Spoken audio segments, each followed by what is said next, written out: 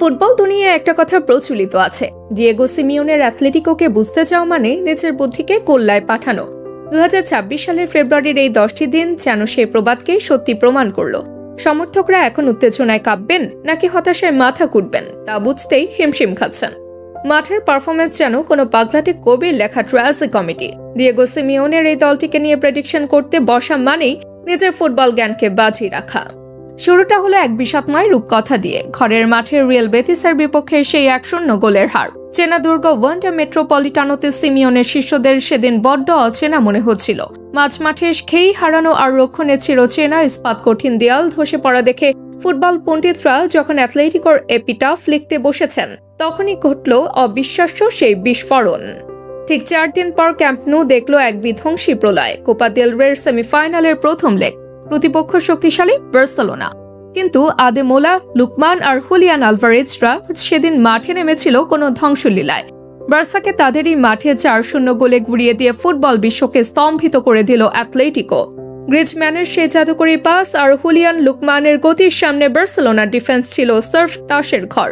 Real মাদ্রিদকেও 5 গোল দেওয়ার সেই স্মৃতি যেন আবারও জীবন্ত হয়ে উঠল ক্যাম্প নুর ঘাসে। কিন্তু নাটকের ক্লাইম্যাক্স তখনও বাকি।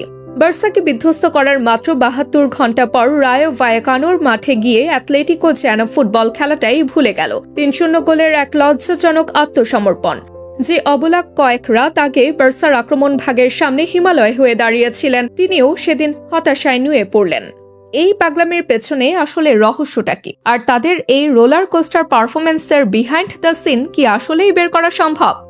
স্পোর্টস অ্যানালিস্টদের মতে সিমিওনে এখন এক ভয়ঙ্কর মাইন্ড গেম খেলছেন।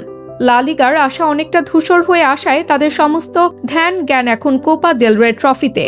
আর সেই লক্ষ্য পূরণ করতে গিয়ে রায়োর বিপক্ষে ম্যাচে কোচ একাদশে 9টি পরিবর্তন আনেন।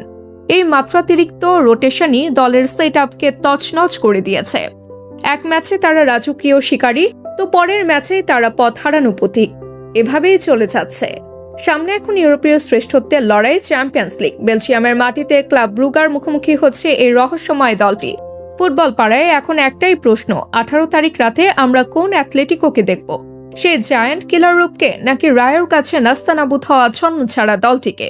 সিমিওনের ডাগ আউট থেকে যখন কোনো নতুন টুইস্ট আসে তখন ফুটবল বিশ্ব থমকে যায়। ব্রুগার বিপক্ষে কি তারা আবার কোনো জাদুকরে চমক দেখাবে, নাকি রোলার কোস্টার আরও কোনো বড় পতনের দিকে নিয়ে যাবে?